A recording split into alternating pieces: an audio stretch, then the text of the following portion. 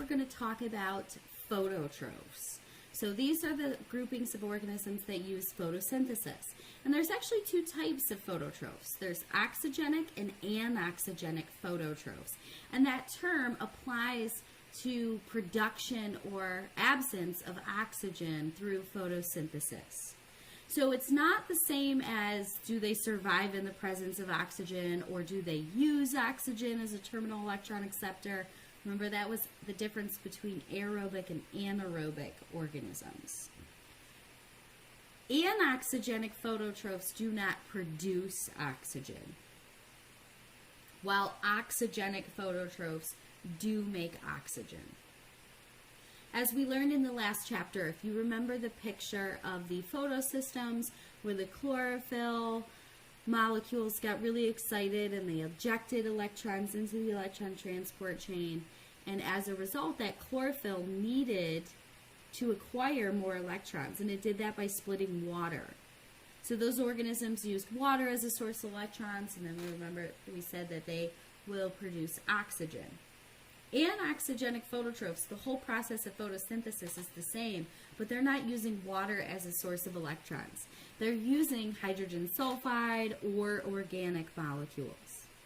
Now they still have those pigment molecules, so they're very vibrantly colored. They're typically found in aquatic environments like bogs and lakes and maybe some upper layers of mud.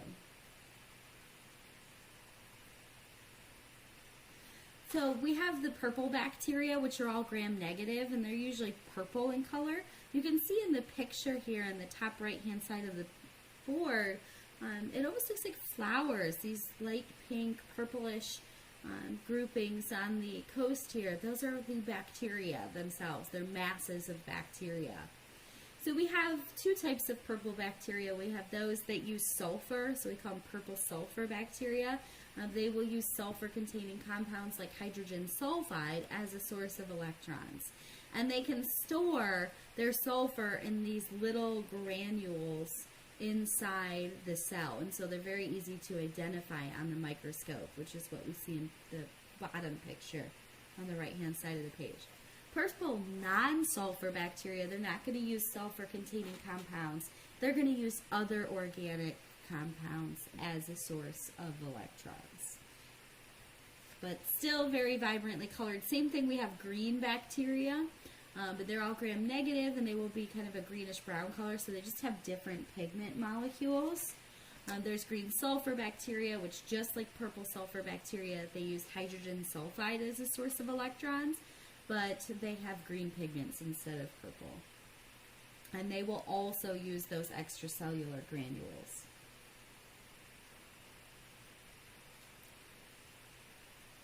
Oxygenic phototrophs are the photosynthetic organisms that produce oxygen. So they use water as a source of electrons, they split water, and as a result, they make oxygen.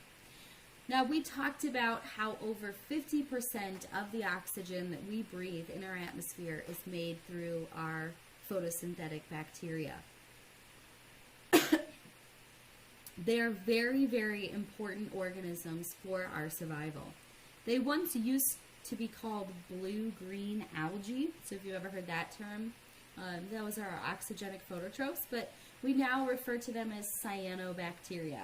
Cyano meaning blue. These organisms, they're a bluish-green color. And they are the earliest photosynthetic organisms to evolve. So we have to go back to the picture of what Earth was like before life evolved. We said that it was anoxic, there was no oxygen, so all the organisms were anaerobic, and then they were all chemotrophs. So they were consuming chemicals along the coast in those really shallow tidal pools.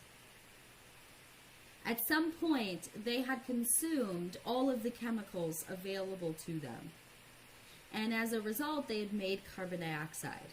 We learned about in the last chapter how chemoorganotrophs, they take organic compounds, they break them down, and they make carbon dioxide through respiration.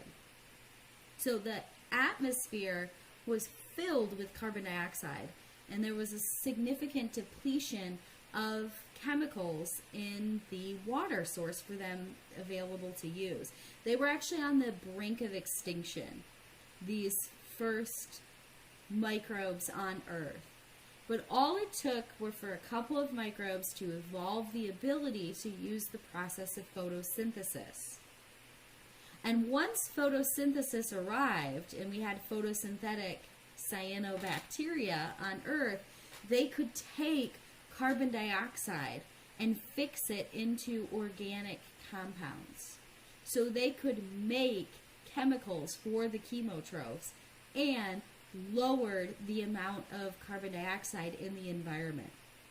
As a result, they made oxygen that built up in really high amounts in the atmosphere, and that oxygen is what spawned the diversity of all of the life that we see today.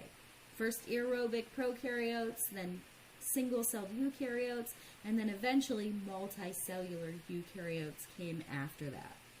Now you can still find cyanobacteria.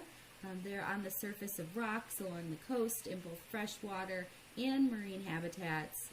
So here in Ohio, if you go to Lake Erie, you can see cyanobacteria, especially in the warmer spring and summer months when the water is warm.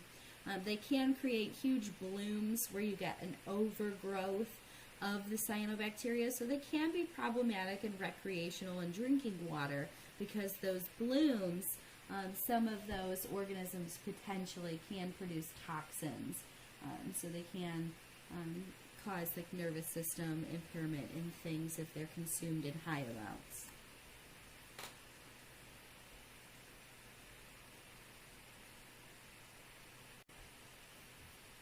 Another ability that cyanobacteria have is that some of them are capable of nitrogen fixation, so they can actually convert nitrogen gas to ammonia, and that can be used to help build cell materials. Only prokaryotes can fix nitrogen. Eukaryotes do not have this ability.